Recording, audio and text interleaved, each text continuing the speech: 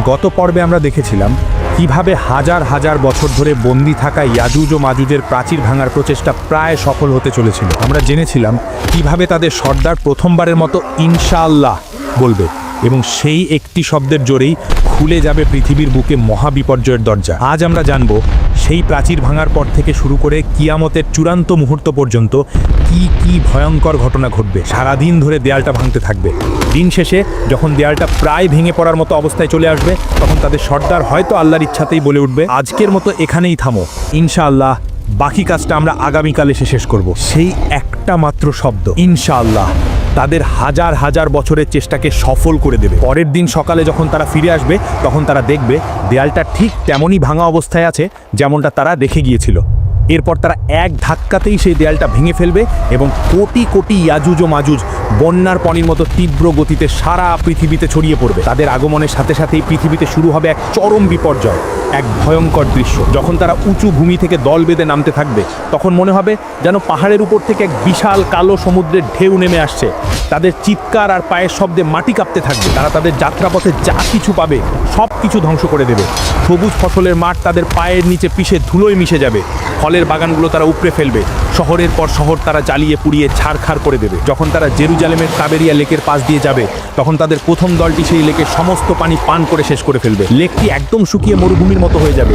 কিছুক্ষণ পর যখন তাদের শেষ দলটি সেই শুকনো জায়গার পাশ দিয়ে যাবে, তখন তারা একে অপরকে বলবে, হয়তো কোনো এক সময় এখানে পানি ছিল। পৃথিবীর মানুষ ভয়ে আতঙ্কে দিশাহারা হয়ে যাবে। তারা নিজেদের ঘর বাড়ি ছেড়ে পাহাড়ের গুহায় এবং জঙ্গলে গিয়ে আশ্রয় নেওয়ার জন্য ছুটতে থাকবে। কিন্তু ইয়াজুজ ও মাজুজের হাত থেকে পালানো প্রায় অসম্ভব হবে। তারা যাকে সামনে পাবে তাকেই নির্দয়ভাবে হত্যা করবে। তারা পৃথিবীর মানুষকে মারতে মারতে এমন এক পর্যায়ে পৌঁছাবে যখন তারা অহংকার করে বলবে, আমরা তো পৃথিবীর সব মানুষকে মেরে ফেলেছি, এবার তো পৃথিবীতে আমাদের কোনো শত্রু নেই, চলো এবার আকাশের লোকদের মারি। এই বলে তারা আকাশের দিকে তাদের তীর ছুড়বে। আল্লাহ তাদের এই অহংকার এবং মূর্খতাকে পৃথিবীর মানুষের সামনে প্রকাশ করার জন্য সেই তীরগুলোকে রক্তমাখা অবস্থায় তাদের কাছে ফিরিয়ে পাঠাবেন। রক্তমাখা তীর দেখে তারা আনন্দে উন্মাদ হয়ে চিৎকার করে বলবে, দেখো আমরা আকাশের দেবতাদেরও মেরে ফেলেছি, এখন আমরাই এই মহাবিশ্বের শাসক। ইয়াজুজ ও মাজুজের এই ভয়ঙ্কর অত্যাচারে তুর পাহাড়ে আশ্রিত ইমানদারদের অবস্থা চরমে পৌঁছাবে। খাদ্যের অভাবে তারা ডেসপারেটও হয়ে পড়বে। সেই কঠিন এবং অসহায় মুহূর্তে হযরত ঈসা আলাইহিস সালাম এবং তার সঙ্গীরা আল্লাহর কাছে দুই হাত তুলে কান্না জড়িত কণ্ঠে দোয়া করবেন। আল্লাহ তাদের দোয়া কবুল করবেন। তিনি ইয়াজুজ ও মাজুজের উপর এমন এক গজব পাঠাবেন যা কোনো মানুষও কল্পনাও করতে পারবে না। তিনি কোনো বিশাল সেনাবাহিনী বা ভয়ঙ্কর ঝড়ও পাঠাবেন না। আল্লাহ তাদের ঘাড়ে নাগাফ নামের এক ধরনের পোকা পাঠিয়ে দেবেন, যা দেখতে পঙ্গপালের মতো হবে। সেই পোকাগুলো রাতের অন্ধকারে ইয়াজুজ ও মাজুজের ঘাড়ের মধ্যে ঢুকে তাদের শরীরকে ভিতর থেকে খাওয়া শুরু করবে। কোটি কোটি ইয়াজুজ ও মাজুজ যারা একটু আগেও নিজেদেরকে পৃথিবীর শাসক বলে দাবি করছিল, তারা এই ছোট্ট পোকার আক্রমণে এক মুহূর্তের মধ্যে পোকা মাকড়ের মতো ছটফট করতে করতে মারা যাবে। এক রাতের মধ্যেই তাদের বিশাল বাহিনীর একজনও জীবিত থাকবে না। তারা সবাই একসাথে পচে গলে এমনভাবে মারা যাবে যে তাদের মরাদেহের দুর্গন্ধে পৃথিবীর বাতাসে নিঃশ্বাস নেওয়াটাই কঠিন হয়ে যাবে। সকালে যখন হযরত ঈসা আলাইহিস সালাম এবং তার সঙ্গীরা পাহাড় থেকে নিচে নেমে আসবেন, তখন তারা দেখবেন পৃথিবীর বুকে এক বিঘত জায়গাও খালি নেই যা ইয়াজুজ ও মাজুজের পচা গলা লাশে ভরে যায়নি। সেই অসহনীয় দুর্গন্ধে যখন পৃথিবীতে শ্বাস নেওয়াটাই কঠিন হয়ে যাবে, তখন হযরত ঈসা আলাইহিস সালাম আবার আল্লাহর কাছে দোয়া করবেন। আল্লাহ তখন উটের ঘরের মতো বিশাল বিশাল আকারের পাখি পাঠাবেন।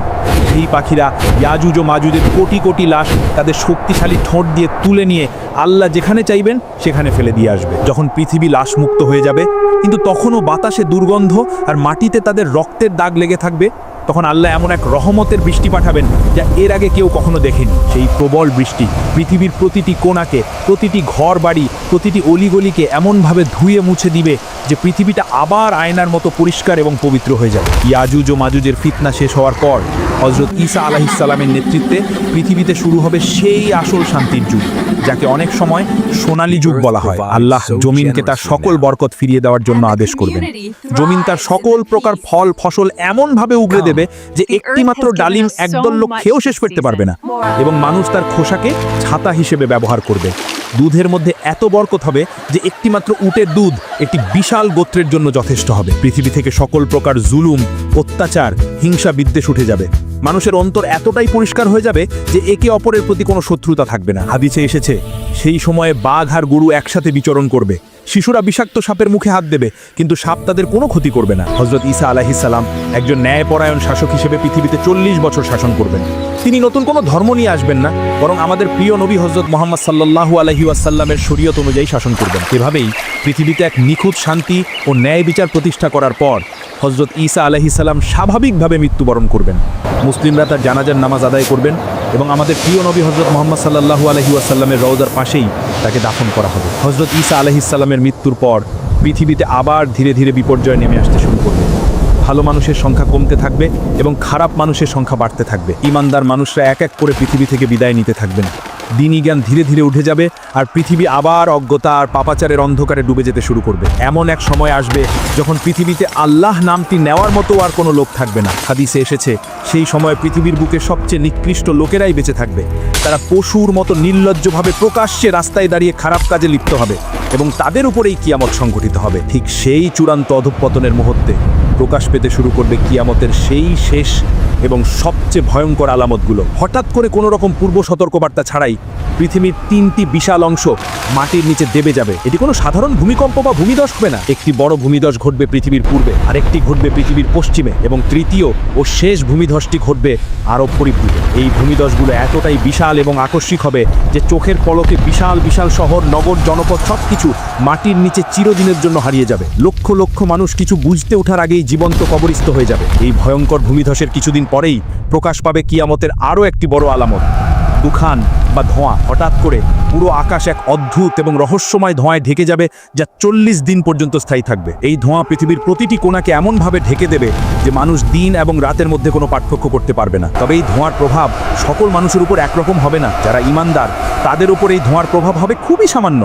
তাদের কাছে এটাকে শুধু হালকা সর্দি কাশির মতো মনে হবে। কিন্তু যারা অবিশ্বাসী তাদের জন্য এই ধোঁয়া হবে এক ভয়ঙ্কর আযাব। সেই ধোঁয়া তাকে নাক, কান এবং চোখ দিয়ে শরীরের ভিতরে প্রবেশ করে তাদের প্রচণ্ড যন্ত্রণা দেবে। তাদের কাছে মনে হবে যেন তাদের মাথাটি আগুনের উপর রেখে ভাজা হচ্ছে। তারা ব্যথায় ছটফট করতে থাকবে এবং মুক্তির জন্য আর্তনাদ করবে, কিন্তু কোনো মুক্তি মিলবে না। 40 দিন ধরেই ভয়ঙ্কর আযাব চলার পর যখন সেই রহস্যময় ধোঁয়ার 40 দিনের আযাব শেষ হয়ে যাবে, তখন মানুষ ভাববে হয়তো সবচেয়ে ভয়ঙ্কর সময়টি পার হয়ে গেছে। কিন্তু তারা জানতো না এটি ছিল চূড়ান্ত ধ্বংসের আগের শেষ শান্ত অবস্থা। সেই রাতের পর যখন ভোরের আলো ফোটার সময় হবে, তখন মানুষ এক অবিশ্বাস্য এবং ভয়ঙ্কর দৃশ্যের সাক্ষী হবে যা মানবজাতির ইতিহাসে আর কখনো হয়নি। সেই দিন সূর্য পূর্ব দিক থেকে নয় বরং পশ্চিম দিক থেকে উদিত হবে। এই দৃশ্য দেখার সাথে সাথেই পৃথিবীর সকল মানুষ, সে মুমিন হোক বা কাফের, এক মুহূর্তের মধ্যে বুঝতে পারবে যে সময় শেষ, কিয়ামতের চূড়ান্ত ঘোষণা এসে গেছে। তখন পৃথিবীর সকল কাফের আর পাপী বান্দারা ভয়ে আল্লাহর সামনে সেজদায় লুটিয়ে পড়বে। তারা তাদের পাপের জন্য কান্না করে ক্ষমা চাইতে শুরু করবে। যারা জীবনে কখনো আল্লাহকে ডাকেনি তারাও সেদিন চিৎকার করে বলবে, হে আল্লাহ, আমরা ঈমান আনলাম, আমাদের ক্ষমা করে দাও। কিন্তু সেদিন তাদের ঈমান আর কোনো কাজে আসবে না, কারণ পশ্চিম দিক থেকে সূর্য ওঠার সাথে সাথেই আল্লাহর হুকুমে তওবা বা ক্ষমা প্রার্থনার দরজা চিরদিনের জন্য বন্ধ হয়ে যাবে। আর কোনো নতুন ঈমান কবুল করা হবে না, আর কোনো পাপীর তওবা গ্রহণ করা হবে না। পরীক্ষার সময় শেষ হয়ে যাবে। পশ্চিম দিক থেকে সূর্য ওঠার কিছুক্ষণ পরেই, সম্ভবত সেদিন সকালেই, প্রকাশ পাবে কিয়ামতের আরও একটি বড় আলামত। মক্কার সাফা পাহাড় বা অন্য কোনো জায়গা থেকে জমিন এক বিকট শব্দে ফেটে চৌচির হয়ে যাবে এবং মাটি ফুঁড়ে বেরিয়ে আসবে এক অদ্ভুত রহস্যময় প্রাণী। এটি হলো সেই দাব্বাতুল আরদ, পৃথিবী থেকে বের হওয়া সেই প্রাণী যার কথা পবিত্র কোরআনে বলা হয়েছে। হাদিসের বর্ণনা অনুযায়ী এই প্রাণীটি কোনো সাধারণ পশুর মতো হবে না, এটি হবে বিভিন্ন পশুর সংমিশ্রণে এক অদ্ভুত আকৃতির সৃষ্টি। সে মানুষের সাথে মানুষের ভাষায় কথা বলবে এবং তার চলার গতি হবে অবিশ্বাস্য। তার হাতে থাকবে দুটি ঐতিহাসিক এবং শক্তিশালী জিনিস। এক, হযরত মুসা আলাইহিস সালামের সেই অলৌকিক লাঠি। দুই, হযরত সুলাইমান আলাইহিস সালামের সেই বিখ্যাত আংটি। কাজের উদ্দেশ্য বোঝাতে স্পষ্ট এবং দাব্বাতুল আরদের কাজ হবে শাস্তি দেওয়া নয় বরং চিহ্নিত করা। সে বিদ্যুৎ গতিতে সারা পৃথিবীতে ভ্রমণ করবে এবং প্রত্যেকটি মানুষের সামনে গিয়ে দাঁড়াবে। পৃথিবীর কোনো একজন মানুষও তার থেকে পালাতে বা লুকাতে পারবে না। যখন সে একজন ঈমানদার ব্যক্তির সামনে আসবে, তখন সে তার হাতে থাকা হযরত মুসা আলাইহিস সালামের লাঠি দিয়ে সেই ব্যক্তির চেহারা একটি চিহ্ন এঁকে দেবে।